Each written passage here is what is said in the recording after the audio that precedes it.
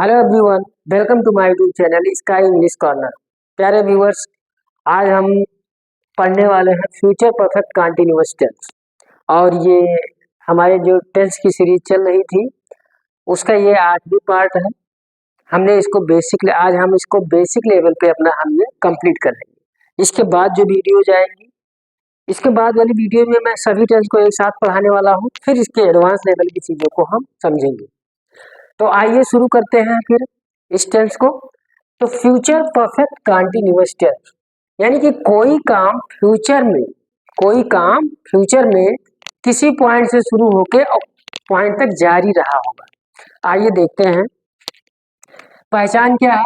रहा, रही, रहे, होंगे। तो ध्यान से समझिए प्यारे व्यूअर्स, परफेक्ट कंटीन्यूअस कोई भी हो पहचान में रहा, रही, रहे तो होंगे। अगर वो प्रेजेंट का होगा तो यहाँ होंगे की जगह पे है होगा। अगर यहाँ प्रेजेंट होता तो यहाँ पे आखिरी में है मिलता, और अगर यहाँ पे पास्ट होता तो यहाँ पे क्या मिलता था। बस इतनी सी बात थी। और परफेक्ट कंटीन्यूअस होने की वजह से समय से होना जरूरी है, ये इम्पोर्टेंट है। अगर ये नहीं होगा तो फिर ये केवल बचेगा क्या? Future continuous tense. फिर क्या बचेगा? Future continuous tense. पहचान हमें पता चल गई। अब हम जानते हैं क्या क्या यूज करना है। Will have been, shall have been plus main verb में आईएनजी प्लस सिंस या फॉर। आपको कैसे कहना है? आपको ऐसे बोलना है। फ्यूचर परफेक्ट कंटीन्यूअस टेंस रहा, रही, रहे, होंगे प्लस में समय से will have been, shall have been plus main verb में आईएनजी प्लस सिंस या फॉर। आइए एग्जांपल से समझते हैं। एग्जाम्पल है मेरा पहला, वह सुबह से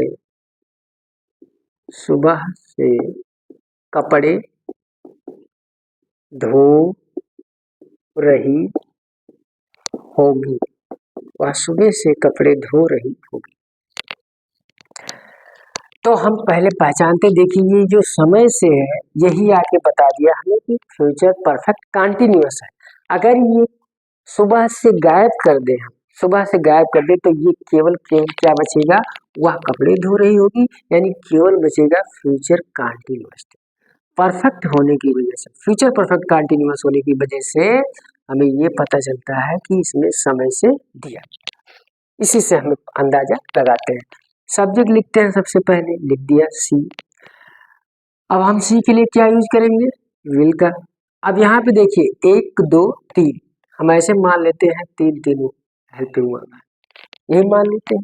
चलिए लिख लेते हैं विल हैव बीन। अब आएगा मेन वर्ब। अब ये तीनों मिलके हेल्पिंग वर्ब का काम कर रही हैं। अब इसके बाद आएगा हमारा मेन वर्ब। मेन वर्ब क्या है? धोना। तो धोने की अंग्रेजी क्या होती है? मैं यहाँ लिख देता हूँ, टू वॉश। वॉश का मतलब होता है धोना। इसकी सेकंड फॉर्म होती है वॉश्ड और थर्ड फॉर्म होती है वॉश्ड। आइए लिखते हैं। मेन वर्ब हमने लिख दिया वॉश। तो इन दोनों में से एक हमने लिख दिया। अब हमें मेन वर्ब में क्या लगाना है? आईएनजी हम लगा देते हैं, तो हो गया वॉशिंग। क्या धो रही है? कपड़े। हाँ, ध्यान रखना जो समय से दिया होगा उसको हम सबसे बाद में लिखेंगे। कहाँ लिखेंगे? सबसे बाद में। सब कुछ लिख लेंगे, उसके बाद ही लिखेंगे। Washing clothes. अब हम लिखेंगे सुबह से के लिए क्या लिखेंगे? सिंस या फॉर। क्या लिखेंगे? तो सिंस लिखेंगे, सिंस मॉर्निंग। Since morning. तो इस प्रकार ये सेंटेंस बनेगा, वह सुबह से कपड़े धो रही होगी। She will have been washing cloth since morning. आइए हम इसका निगेटिव भी बनाते हैं। वह सुबह से कपड़े नहीं धो रही होगी, नहीं धो रही होगी। तो हमने सब्जेक्ट तो लिख दिया।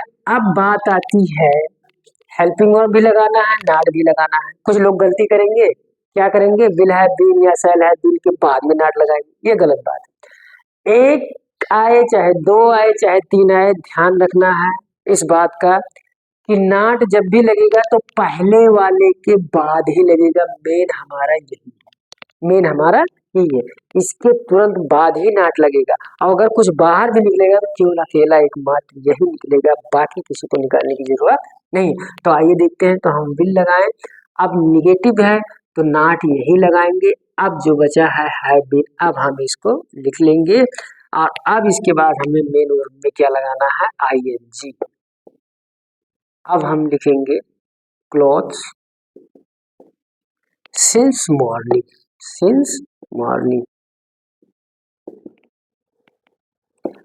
आइए इसका इंट्रोगेटिव देखते हैं यस नो टाइप का। क्या वह सुबह से कपड़े धो रही होगी।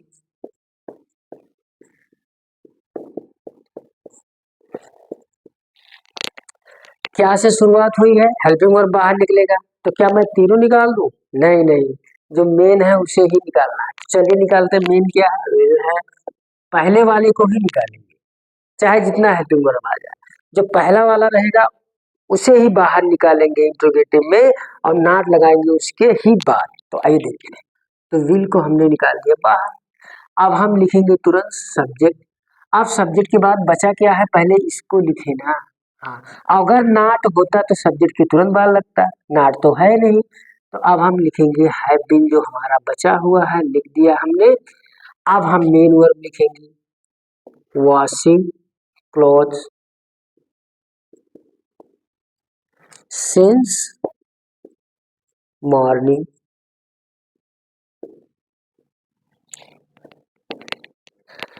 अब देख लीजिए ये बना क्या, क्या हुआ, सुबह से कपड़े धो रही होगी।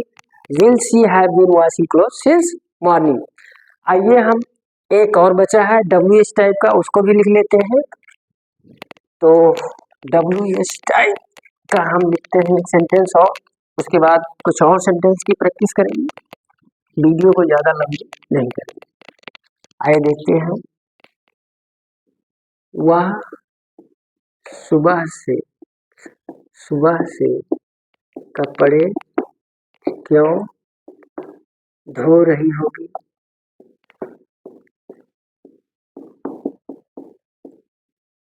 तो जैसा कि आपको पता है कि डब्ल्यू एच टाइप में सबसे पहले उसकी अंग्रेजी लिख देती है, लिख दिया हमने।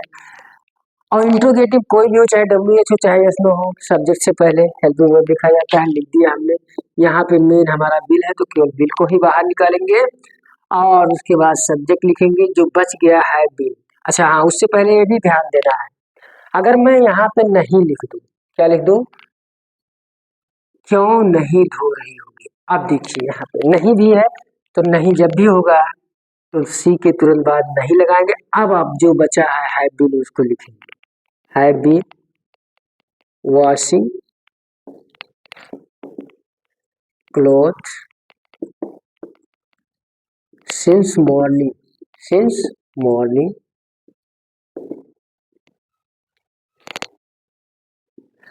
तो इस प्रकार से हमारा हमने चार क्या क्या बनाया, वह पहला हमने बनाया, वह सुबह से कपड़े धो रही होगी, she will have been washing clothes since morning. दूसरा बनाया, वह सुबह से कपड़े नहीं धो रही होगी, she will not have been washing clothes since morning. क्या वह सुबह से कपड़े धो रही होगी, will she have been washing clothes since morning. वह सुबह से कपड़े क्यों नहीं धो रही होगी, तो why will she not have been washing clothes since morning. आइए एक दो सेंटेंस और देखते हैं। अगला सेंटेंस है, वह 10 मिनट से तुम्हारा इंतजार कर रहे होंगे, कर रहे होंगे। तो आइए देखते हैं। सब्जेक्ट है हमारा दे, लिख दिया। दे के साथ क्या लगाएंगे, विल हैव बीन। हमने तो आपको बताया है विल का ही प्रयोग कीजिए, विल हैव बीन,